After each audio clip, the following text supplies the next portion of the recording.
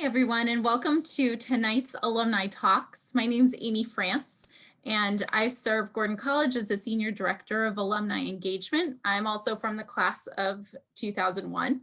I'm really excited to have you all tonight. This is the sixth Alumni Talk in our series this fall, and we're really excited to be partnering this year more closely with our colleagues in CCI so that we can bring about more connections between our alumni and the needs to pursue your networks and learn more about what alumni have done in their professional areas. So tonight we're focusing on ministry and missions, and I have a really wonderful group of alumni that have agreed to join us this evening. So I'll ask them to turn on their videos so they can be a part of the discussion as well. Great. Welcome, everybody. We're so glad to have you here. I wanted to introduce each person before we jump into our questions. So the first person I'd like to introduce is Daphne Fowler. She's a 2003 alum and has most recently been the country representative for the Mennonite Central Committee out of Nepal. Daphne, we're so glad to have you here tonight. Thank you, Amy. It's good to be here. Great. And then next, I'd like to introduce you to Danielle McRae, who is from the class of 2012. Danielle is a communications and philanthropy specialist with Edify. Thanks for being here, Danielle. Thanks so much. We also have from the class of 2009, Jared Cave. He is a support raising coordinator with the Coalition for Christian Outreach. So glad to have you with us, Jared. Great to be here. Great. And last but not least, someone who is a very familiar face with campus, as he is from the class of 2019, is Antonio Vargas, who is a pastor of Church of the City in New London, Connecticut. Antonio, so glad to have you with us. Great to be here tonight. Excellent. Well, the way we're going to do this evening is I have a number of questions prepared that I'd love for all of our panelists to be answering, but students are more than welcome to also use the Q&A function that is in here. If it feels appropriate, I'm happy to insert that even early on into our conversation, but if not, we will definitely focus on our questions in the second half of our hour together. So feel free to use that, and I'll definitely be grabbing questions throughout. You're welcome to ask your questions to a specific panelist or to the entire group as well. So excited for that. So one of my first questions in this Ministries and Missions panel, we have people who do a lot of different things in the world of ministry. So I would love if I could first ask everyone to kind of just clarify what your role is within the faith-based organization that you are a part of. Antonio, I'm wondering, could you share that first? Sure, yeah. So like Amy had said, I serve as one of the pastors at Church of the City in New London, southeastern Connecticut. A lot of my work, 70% of it rather, focuses on serving our community through our worship services. So the way that our church functions, we are a multicultural, multilingual, multi-generational church, very diverse, where we have 3 different languages spoken on a given Sunday. So I oversee all the operations, all of the spiritual formation, the preaching, the worship services for our English service. So the majority of my time is spent there. The other percentage of my time is spent serving as a director of Christian education at Church of the City. So I really serve providing the resources and tools for not only our Bible teachers, but for our youth ministries, for our student ministries, and for our children's ministry, helping them get connected, not only to the right curriculums, the right tools, but teaching them how to facilitate good conversations. Awesome, Antonio. Thank you so much for explaining that. Jared, I'm wondering if you wouldn't mind sharing next what you do. Yeah, so the Coalition for Christian Outreach, or as I'll refer to for the rest of the night, the CCO, we are a college ministry organization, and like many of our counterparts, our staff raise personal funds from their networks to do the ministry that they do. And so my role currently is training and coaching mostly incoming staff, but also our current and veteran staff in how to do that, because most people going to ministry don't know how to raise money. That's not a skill they teach you in your youth ministry degree. And then also creating resources for our organization as we're continuing to grow. And so trying to be more efficient and effective at training people and onboarding them and getting them the tools they need to raise the funds so they can go do the work they need to do on campus. That's really great. Thanks, Jared. I want to make sure too that, and I'll make sure in our conversations, I'd love for Jared to share about all the different types of work there is within CCO, because there's many different branches to be able to serve within that particular organization. So I think that would be really valuable for just the educational of that for our students. Daphne, I'd love for you to share what you have been doing in Nepal for those last, I think you told me before this, about 3.5 years or so. Sure, yeah. So I have been serving as the country representative for Mennonite Central Committee, which I'll refer to as MCC, in Nepal. And MCC is the Relief, Peace, and Development branch of an Anabaptist collective of churches. So it's a denominational ministry that's specifically focused on relief and development. There are other agencies that are focused specifically on church-based work, but we operate more as an international development organization. So country representative is what MCC calls essentially a country director position.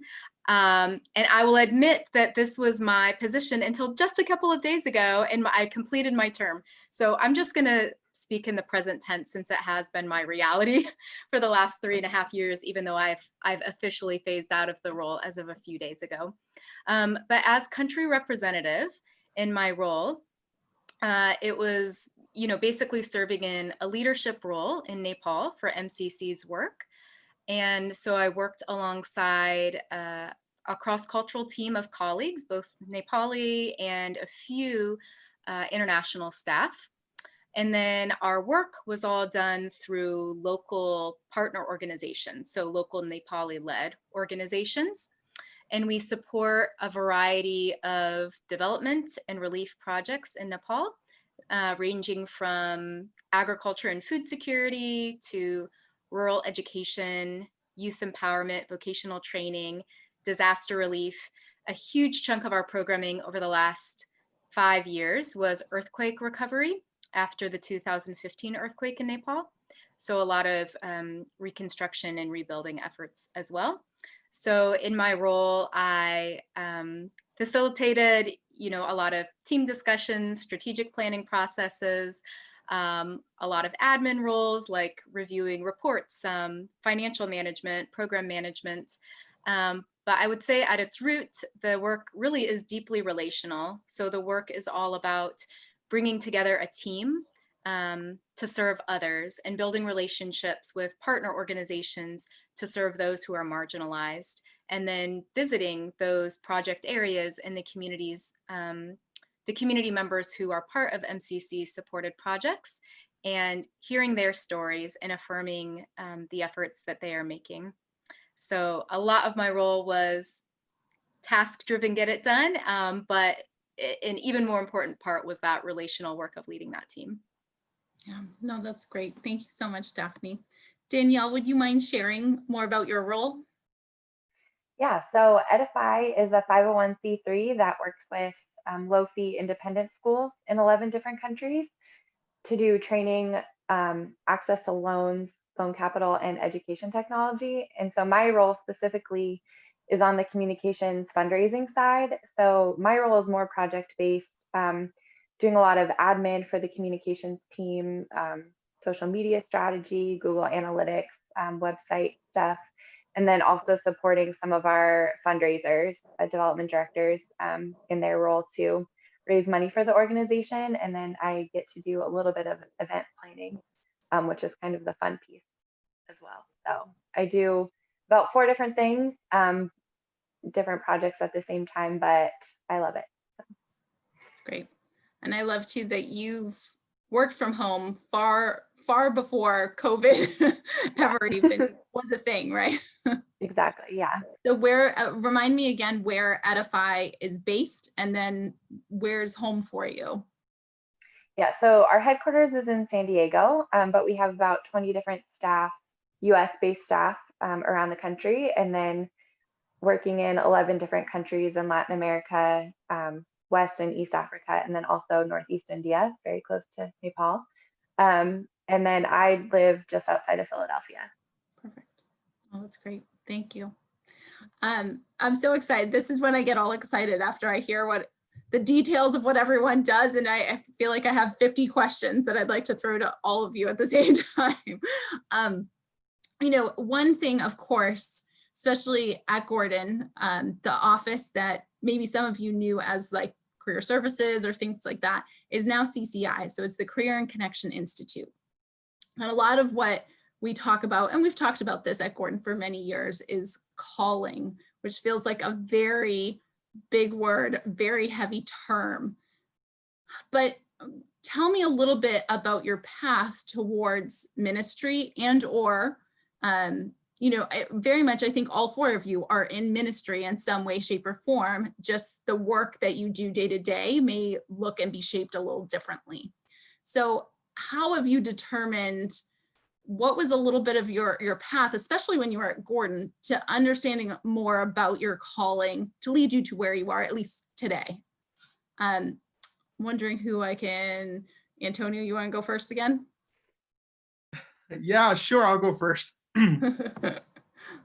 So for me, I actually was a deciding major for the first half of my time at Gordon.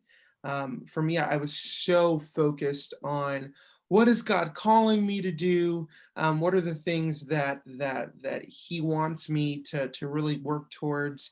I started as a business major. I ended up graduating as a business and Christian min. I studied Christian min and business. But I remember a lot of the things that I had done at Gordon was conversations with people that were way far ahead of the road than I was, right? So the reality is, at the time, I was this 18, 19-year-old that was still trying to figure out life without home. I remember specifically having a meeting with Chris Carlson, right? We were walking from the library over to a building, and he was like, you know what, Antonio, you're thinking way too much about it. What you need to do is do the thing that you want to do. And it sounds almost simple, but for me, a lot of my calling and vocation was found within doing what I wanted to do. I loved building relationship. I loved developing systems and being able to be a part of the transformation process of people going deeper into their relationship with God. And for me, being a pastor was one of those things that, while it didn't make sense at first, it totally makes sense today. I guess one other note, for me, I knew that I was called to be a pastor by my time spent on a missions trip in the Dominican Republic. I was there, and I actually had a great chat with one of the pastors there, one of our hosts, and we spent about 4 hours talking about vocation and calling. And for me, it was one of those things where I realized, man, if I can just talk about God for the rest of my life, I would be totally satisfied. So those are just some of the things that brought me to where I am today. I love that. I'm going to bounce around now. Danielle, would you mind answering that question? Yeah, I mean, I think similar to Antonio, I think calling really comes out of what are you passionate about, and then also what are your natural talents. For me, in my role at Edify, I've always been kind of drawn to ministry and very much loved traveling and international work. And when I was a junior, I actually really thought that, you know, I was supposed to just like pack up my bags and go move somewhere, and I didn't know where that was yet. Um, and that was a huge reason of why I chose Gordon, is because of the youth ministry, Christian ministry major.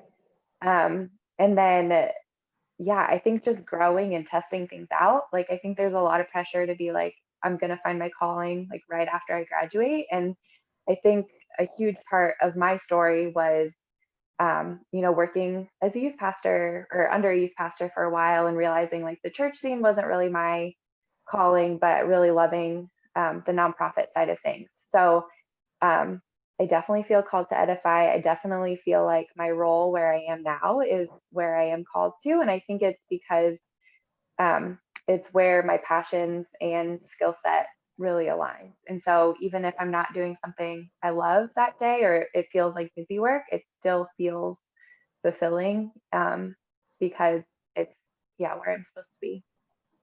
That's great. Jared, what about for you? Yeah. It definitely it centers around my time at Gordon that launched me to this. But I think one of the things I'm hearing, from all of us is that it's going to change. And so I'd say that's one thing, like, don't expect it to be the same thing. And as I was listening to you, Danielle, I was thinking about, like, in scripture, when we think about God calling people, like, God calls people, they don't like go searching for their calling. And I think that's something that sometimes we have backwards. And I think Chris's advice to Antonio. So all my story comes from places and moments where I like heard these things and I was like, oh, maybe, like, whether it's people who affirmed it for me or I realized it, it's like God calling me to something else. I came into Gordon as a communications major. I can't even really articulate what it is I thought I was going to do afterwards, because I'm so far away from that space. But I did orientation. I led orientation as a incoming sophomore and just loved it. Fell in love with being around people. And I was in a conversation at lunch with someone, and they said, hey, you should consider being a youth ministry minor. And so that was like the beginning. That was step one of me turning to becoming a youth ministries major, now called Christian Ministries.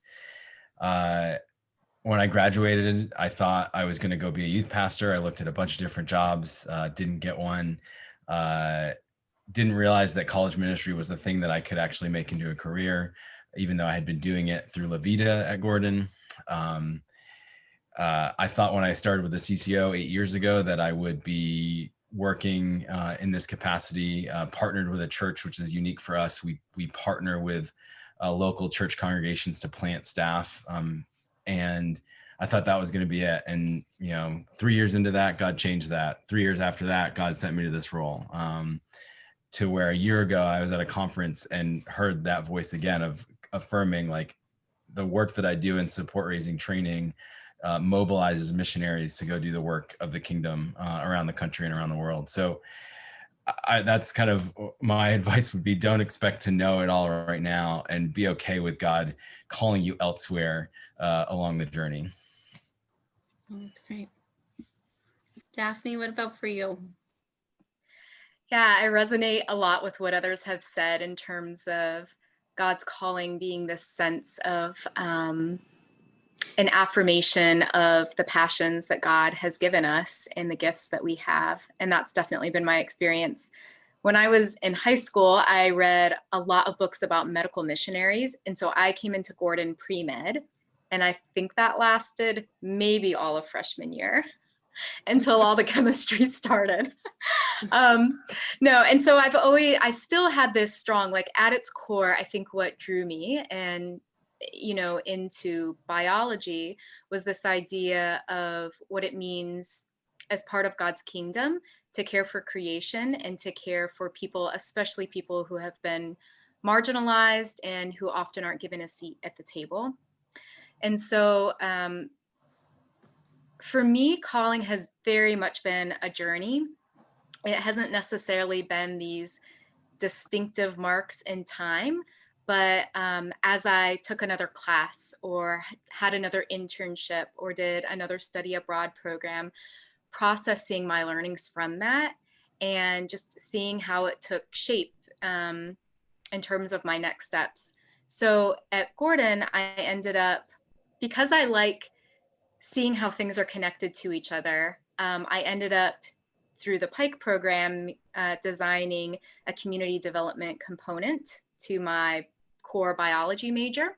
So I added in some sociology and missions classes and did 2 different study abroad semesters, which I highly recommend because they were so pivotal for me in terms of exposure to other perspectives and exposure to how God is at work in the world and what that means for me. So yeah, I would describe my time at Gordon as not necessarily finding this one specific calling, but learning to love learning and acknowledging that in each step of my journey since then, I've learned more and that has grown and shaped who I am. And even right now, like I just finished one job and it's like, what is God calling me next? But I know that I've just come to love this process of learning and listening. And at its core, there are these core values that shape whatever I'll do next, no matter what that role looks like on a career trajectory or a career ladder of some type. So yeah, journey I think is a key word for me in learning. Yeah. No, I like that a lot. We did get one question in thus far, and I think it fits in really nicely with the question we just answered. So panelists, if you're ready to answer it, maybe the first person could kind of raise their hand that they're like, oh, I'm ready for this one. But what advice would you have given to your college self? Who wants to take that one? I'll take that. Sure. I would have told myself to start doing stuff more in college. I think when I was in school, I looked at I need to go to classes, I need to graduate, and then I'll go do the things that I want to do or the things that I'm supposed to do. And so I would have told myself to get more involved in a local youth group or some local ministry. I would have told myself to, get committed to, some small group more, some church, for my own, personal benefit and community. And so I think that's what I also see in students that I work with and have worked with is this kind of getting through college as like a check mark. And then once you get that, you are, you're certified to go do all the things you want to do. And when you don't need all of that certification, you can start doing some stuff now. And the things that will equip you and prepare you for the future is experience. Your education is necessary, but your experience needs to be there too. So yeah, go do real things. I love that. I'm wondering if somebody else has a response to how they would answer that. What would you tell your college self? I can respond. I think one of the things I would have told myself is to have more grace with myself. And, I think that could be applied to several different ways. But for me, a lot of my initial interest in ministry and missions, it's not like I was necessarily being taught this at Gordon, but maybe it was just this pressure I was placing on myself that was a pressure to figure things out in a certain way or fulfill my calling in a certain way. Or with missions, you hear a lot of talk about having to reach people with Jesus in a certain way. And I think that a huge learning for me as I've gotten older, and maybe it just reflects theological shifts too, is that it's not my job to bring Jesus somewhere. Like I'm never that it's kind of, a crazy thought that that's not our role as humans. God is at work in the world. And so I think a huge part of my learning has just been the humility to see how God is already at work and how God has so beautifully created the world and the people in it, and to figure out how I can serve in a way that really does love and empower others. But it's not like my specific job.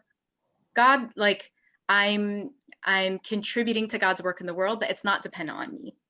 And so I think that keeps me humble and keeps me learning and keeps me appreciating others in a way that maybe I wasn't seeing yet in college. That's great. That's great. Love to move to a different question, unless Danielle or Antonio, you felt like you had a good answer for that. Love to hear from each of you, and maybe Danielle, you wouldn't mind going first for this one. what does your day-to-day work look like?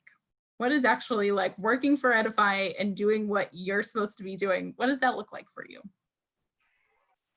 Yeah, I mean, it does look different every day, which I love. So I kind of have 4 different tracks. So I like write out my to-do list in 4 different columns.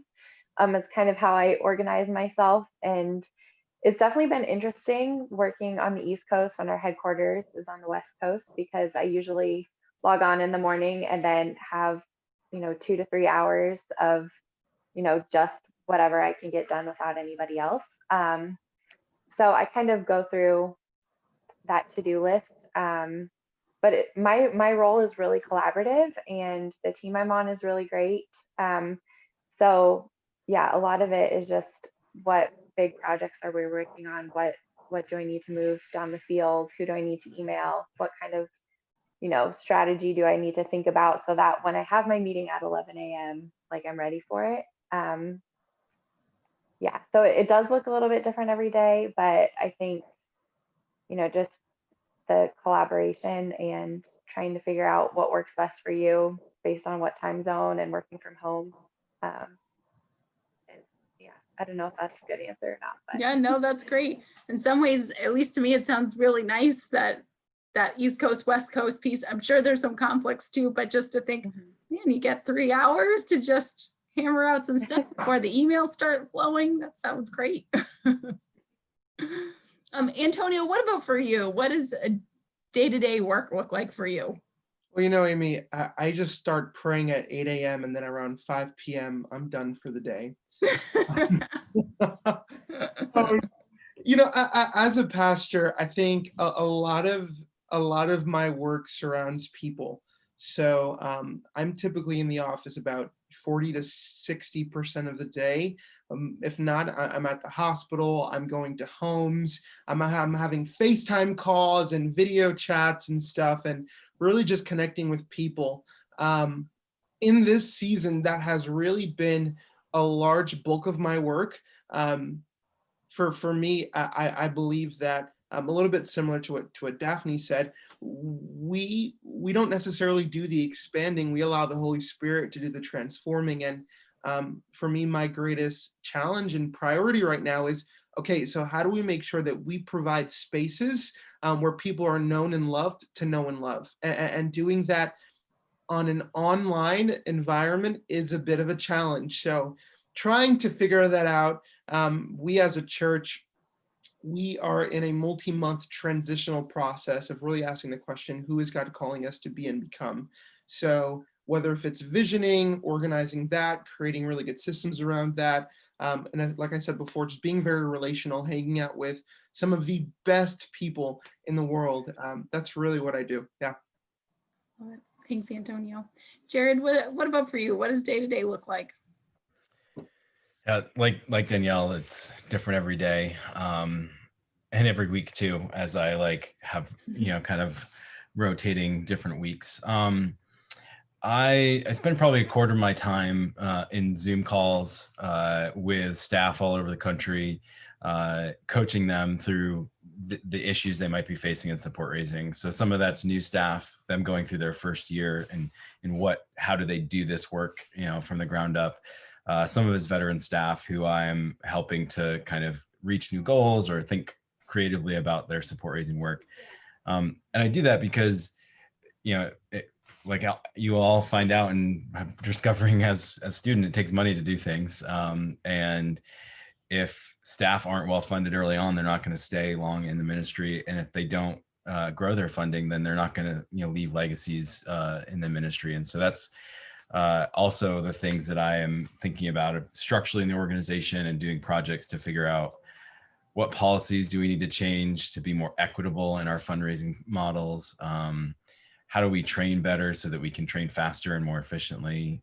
What resources can we give people so they don't have to make them themselves? Where, we're not expecting someone to be a development gifts officer, a graphic designer, a videographer. Here we can give you resources pre-made that you can use to share the mission and to invite people into it.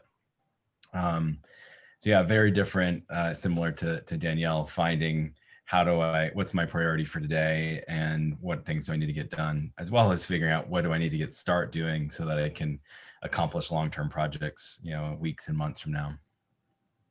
Great, thank you. Daphne, what about for you? What was it like when you were in Nepal on the day-to-day basis? Mm-hmm.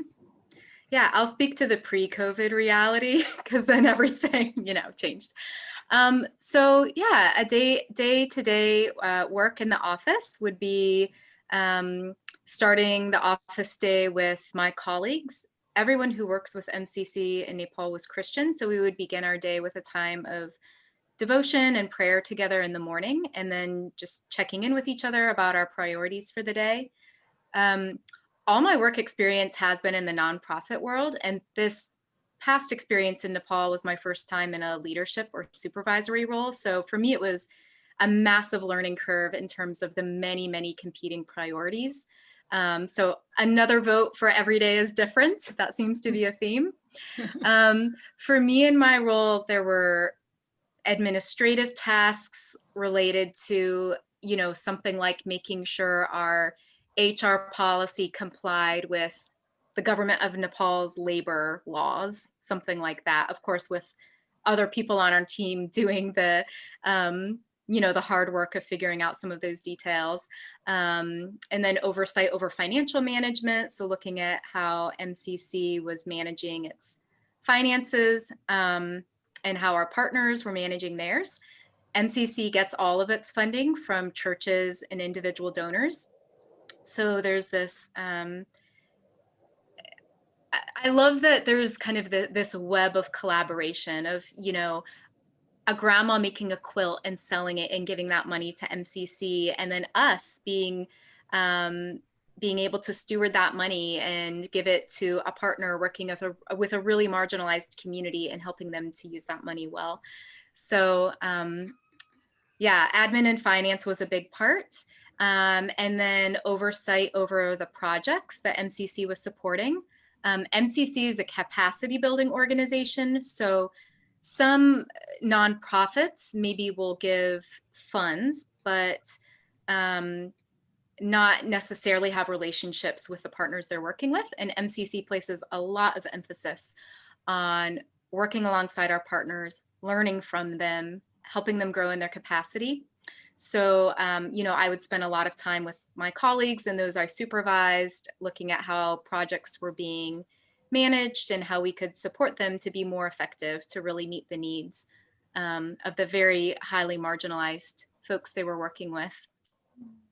So I would put all that in kind of the project management and grant management category. And then, like I mentioned before, there, is a strong emphasis on the relational work. So networking with other organizations, building relationships with our partners. And for me, my favorite part of the role was actually being able to go out and visit in person the communities that MCC funds were going to support. So in Nepal, that could be something like we supported an organization working with women living with mental illness. So going to visit their transit home and checking in on how they were doing, or other trips that could take up to 2 weeks of trekking through the mountains and, in the foothills of the Himalayas, basically like my dream. And getting to hear people's stories and hearing how, hearing their stories of resilience and growth and relationship. And I just love this idea of bringing people together who don't normally interact, and me being able to learn or bring something new, but hearing their stories and myself learning and being transformed by the folks that I would meet during those community visits. So that was my favorite part of the role.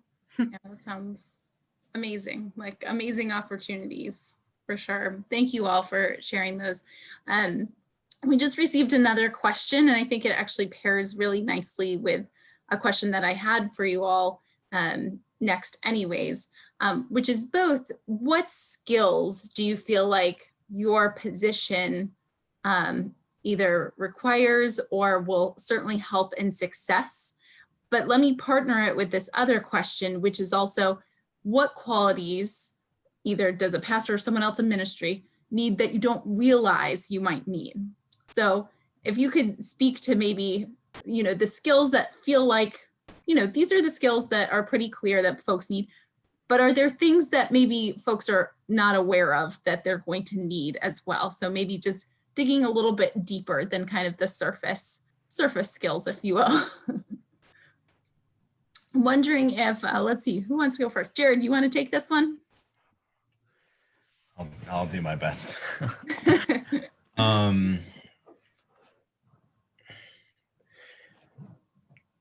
As far as qualities go, I mean, I think maybe this is simpler and easier because it's something that I think all of us need. But I think humility and vulnerability are things that I think of when I look at specifically leaders, and we're identifying pastors or ministry leaders. Those are the things that like enamor me or make me want to follow a leader. Someone who's humble, they're honest about their need for Jesus. They and they're vulnerable to kind of share that with others. And I think those opposites are the things that we see and we know from Scripture are like the downfall. And so I would say that I say that first because there's a lot of skills that you should have and you should work on. But your skills, to Daphne's point earlier, your skills aren't going to be the thing that grows the ministry. It's going to be God. And so if you're not humble and vulnerable enough to see that and to point to that, then you're not pointing others to Jesus. You're pointing them to yourself. It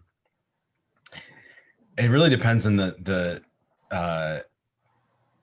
context of your ministry. I would say for the work that I do in a growing organization, I think this is true of nonprofits and especially most like growing ministry worlds, is the adaptability or kind of entrepreneurship. Our world has kind of been naming. I think the ability to like try things, to learn by failing. We kind of go through schooling and still into college, kind of measured by like a grade. You achieve this grade, and then you get out in the world, and it's not, you don't get measured like that. And to achieve things and to get done things, you have to try. You won't be able to know exactly what needs to happen. And so I think being willing to try something, have it not work, and learn from that is a skill that you'll need to develop to be successful in nonprofit and ministry worlds alike. That's helpful. Thanks.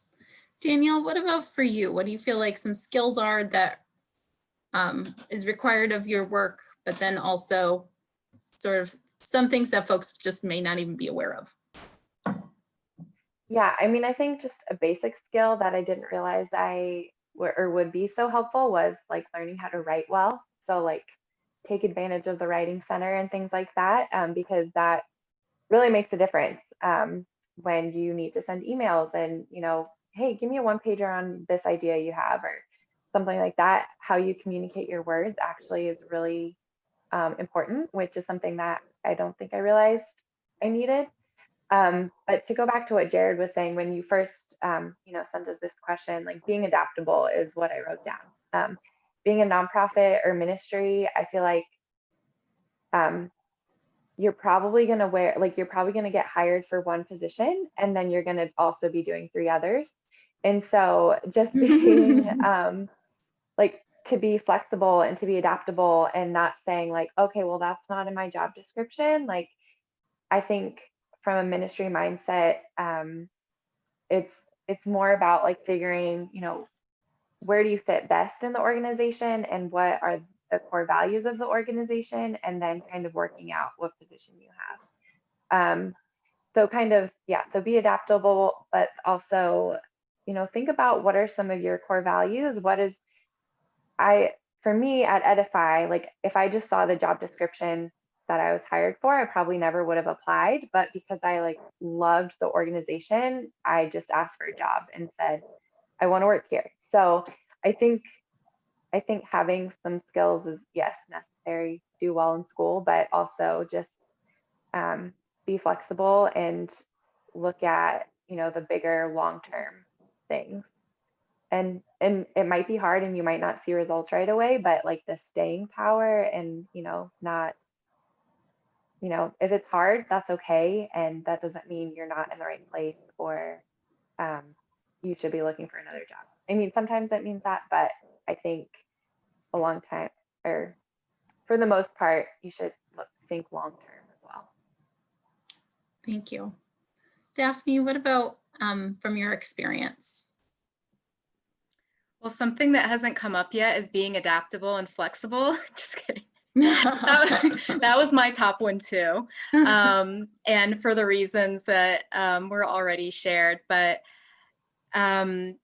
and another one that I think goes along with it well is learning to engage with multiple perspectives. So maybe you call this critical thinking or something else, but I think this is a huge strength of an undergrad liberal arts degree, that you're learning, hopefully, different perspectives on an issue, or you're hearing different perspectives from different types of people who maybe you don't normally interact with.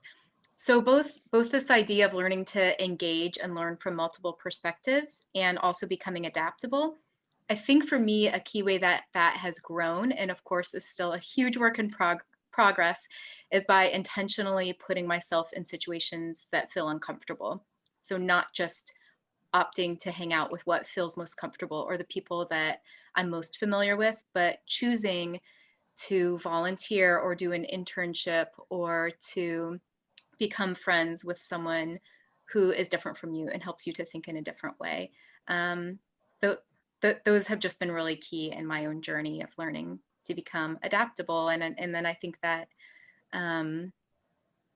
helps us to, reminds us to stay humble in our roles and to point others toward God instead of ourselves. Oh, that's great, Daphne. Antonio, do you feel like we've covered it all? Yeah, I mean, so I think I want to point out one of the resounding notes that I'm finding. Even as a pastor, I'm consistently reminded that I don't think I will ever arrive in this lifetime, and I think it's important that we are continually told that, right? That this idea that we are still in formation, we are still learning. I can be 84 years old and I am not the answer, the truth to what is Jesus, to who is Jesus Christ, and to what is Christianity and how it should function, right? I love Marv Wilson talking about Hebraic heritage. Life is for learning and learning is for life. So for me, my greatest skill has been moving out of God's way and letting God be God and letting Antonio be Antonio, and understanding that relationship and that position within that relationship, right? One of the things that the Christian Ministries Department does not talk enough about, it is amazing to be a spiritual leader, but in the same sense, you need to be a great administrator, right? So you are the one that you are accountable for the decisions that are made every single day, not only the financial decisions, but the operational decisions, the decisions on how to build teams, how to have hard conversations. Those skills, while they're not necessarily talked about, they are so needed. And I think I use my degree in business administration more on a daily basis than I do my Christian ministries degree. The last point that I was saying, I think Daphne kind of touched upon it just a little bit. Sometimes uncomfortability looks like choosing and learning from people that are different than us. So we know that American Christianity is becoming increasingly globalized. As ministry and mission leaders, we need to be the people that are at the forefront learning about, very honestly, the Jesus that is not white and a Jesus that is not American.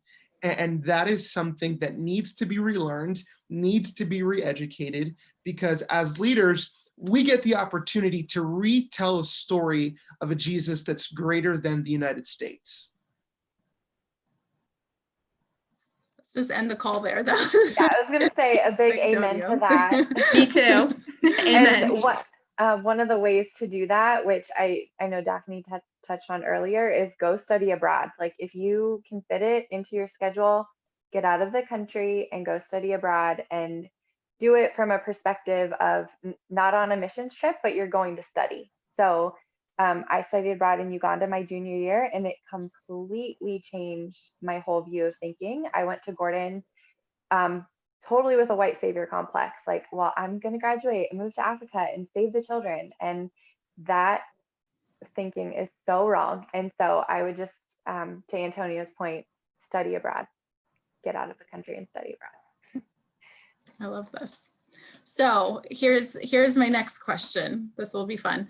I'm hearing some like really good specific advice because we've talked about adaptability and flexibility. We've talked about experiencing both challenging conversations and experiencing cultures and things of that nature. So let's put it in you could be a freshman up to a senior context. Let's do the flexibility, adaptability thing. What are some other things that you could be doing during your 4 years that help you kind of exercise that muscle? And you may not have done it yourself or done it enough, but thinking about Gordon, the experiences that could happen there. I know, Daphne, you started talking a little bit about, making choices like doing an internship or things of that nature. So that's great. So let's talk a little bit more about those like really specific things that you could do to really start understanding what does it mean to like pivot if you have to pivot. And so many of us have had to, particularly in this COVID environment. Our jobs have changed like 180. I used to be planning tons of in-person events all the time, and here we are doing this, which is great because I get to do a lot more events than like just a few really big events that a few people can go to, but this makes a different impact. So ideas, thoughts of other ways that students can really practice flexibility and adaptability. I'll just quickly give 2 notes. Especially in ministry and missions, you're dealing with people. So take classes outside of the degree. I recommend taking a few social courses, a few psychology courses. While you are not a counselor and you are not the answer, it's important to contextualize a lot of conversations and relationships that you're having. That's great.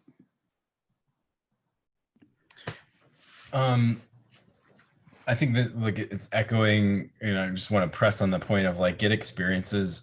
And so this might not be like you spending a lot of time, semesters or years, but like go be with different groups of people, like go walk around different neighborhoods in Boston, like go witness and see what's going on. And don't just like walk to like get to a destination, like pay attention to things and just experience things outside of the bubble, outside of Wenham.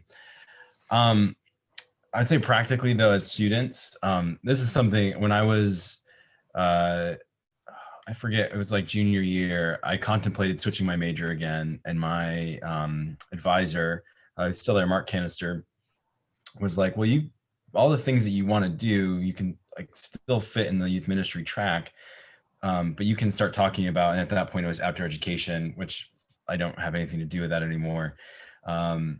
He's like, you can engage that conversation through youth ministry. So essentially bring that perspective into papers that you write and into your classes. And so I would encourage you, like, bring different perspectives and challenge yourself to bring perspectives that are not, or ideas that are not necessarily your wheelhouse. So if you're like, I want to do middle school youth ministry, or I want to be a church planter, like challenge yourself to write a paper from a perspective that is different. Challenge yourself to think, what if I was to do something completely different? Because this is the time for you to test out your thoughts and your things and to get people to give you feedback. So yeah, like practice being adaptable with things that essentially are low risk right now. I love what you just said, Jared, that this is the time to test out. It really is during your 4 years.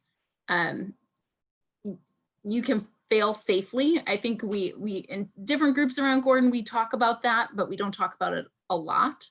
And I think that's a really wonderful way to even investigate different things. Like you were just mentioning outdoor ed. you can do some research and some papers and learn more about it and see, oh, should I start thinking about those type of nonprofits when I go to graduate? This is a great way to just start that without kind of totally committing yourself to that and still doing it under the auspices of the major that you actually have. So that's a great piece of advice. What about for others? Jared mentioned getting outside of the bubble. And I was just thinking, I did a lot on campus and with Gordon-based ministries and things. But I think it was really important for me also to do some things that were outside of the Christian education bubble. So one of the study abroad programs I did was not faith-based at all. And so it was my only college experience of studying alongside peers who weren't Christian and who came from a wide variety of religious or non-religious backgrounds. And that was, I don't know, it was just an important piece of my own learning and education. And then similarly, my senior year, I don't even remember how this came to be, but for a while, I would go into Boston every week and volunteered with a Jewish refugee resettlement agency. So again, it was an opportunity to kind of step out of the Christian education world and be in relationship with folks from a variety of faith backgrounds. And I think I could say a lot of things about that, but I think a key thing is kind of coming to terms with the assumptions that I might make about someone who is different from me or the stereotypes I might make, and recognizing my own bias, and then just having a better understanding and better, relationship with folks who are different from me. So I agree that getting outside of the bubble, as well as taking advantage of the things that are happening on campus, having a balance of those, was really helpful in my own adaptability and learning. Great, thanks. Let's talk a little bit, let's see, we're near our time too. Would love to just hear from the group. Antonio in particular, I'm interested in hearing from you, but I'd love to have others join in too. Of course, COVID has changed a good bit of the ways to kind of reach out in the same ways that when we were all at Gordon. I'm wondering if you all can just speak to the pulse of opportunities in ministries for students looking for internships or things like that. What would you advise? And Antonio, whether that's specifically in your church or just what you're seeing too within all of ministry. I'm thinking students have, even if they're not thinking this is what I want to do my whole life, they have unique skill sets for this virtual environment that many churches have to learn to thrive in for the moment, at least. How can students maybe look to build relationships while still being, virtually based essentially? Yeah, I guess I'll start and I'll say very plainly, churches, medium to smaller churches, we are behind when it comes to our understanding of technology and our use of technology. Listen, if you are someone that knows how to use a camera, hit me up. But I mean, it's one of those things. I know that next year, our church, we're actually going to be offering some local internships, because the truth of the matter is that church work is best done collectively. And as a Christian ministries and business student, I wasn't given the skills on how to do some graphic design and how to set up websites and how to stream online. A lot of those skills, and we'll be seeing it more over time, a lot of those skills are going to be needed so much more in churches than that they've ever needed before. Awesome. I mean, I don't have the pulse of things outside of the CCO. And it's challenging because the CCO's headquarters where like much of our internships that would be available for students is in Pittsburgh. And so But with our remote landscape, as Antonio mentioned, like we're going to continue to probably provide opportunities elsewhere. But I think to that same point, like there's always a need for people to do things that either we don't know how to do, or like it's hard for us to have the time to do it in the midst of all the other things we're trying to navigate. So like I am the tech person at my small church, and the only reason I'm the tech person is because like I got frustrated with how we were trying to do streaming and said we can do it better. Like I knew it just a tiny bit more, but I'm sure those of you students listening know more than I do and are watching churches online and saying like, if they did this one thing differently, it would be so much better. Or you're looking at social media feeds and saying, why do they do this? This is like not how people communicate today. And so like offer your skills. And because most churches, especially those who are like in the, my generation or a little or older, think that those kind of things, like we don't have the resources to find, whereas realizing that you guys, many people know how to do it and know how to do it pretty well and efficiently, and having the opportunity to put on your resume that you did technology or you did the social media for this church would be a benefit to you. Or if you got paid a tiny bit, which would, would be a tiny bit for a church, but meaningful for you. So if you see something that's a need, offer to meet it somewhere.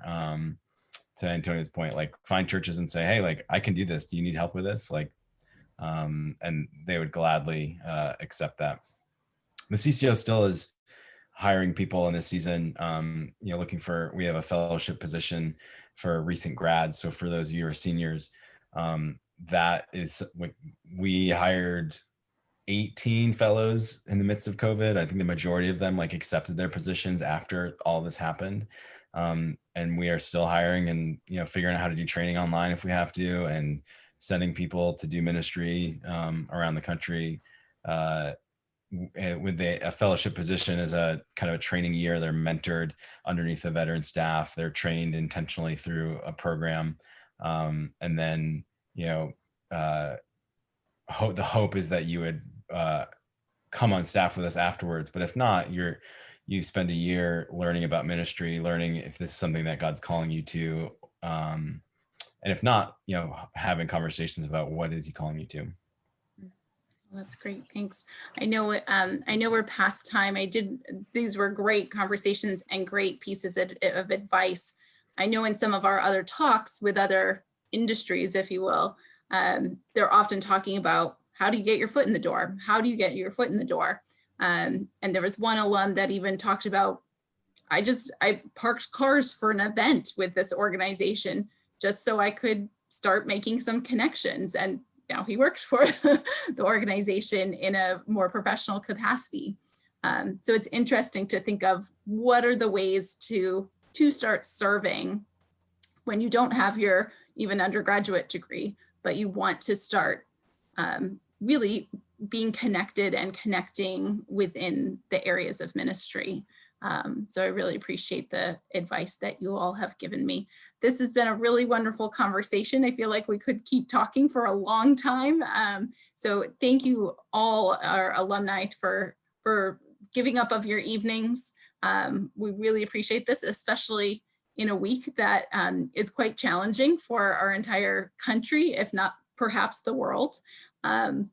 So thank you for that. Thank you, students who tuned in with us this evening. We're really glad to have you and your good questions that you sent along to us too. And certainly if you're hoping to connect with any of these folks, I think if I'm correct, everybody's on LinkedIn.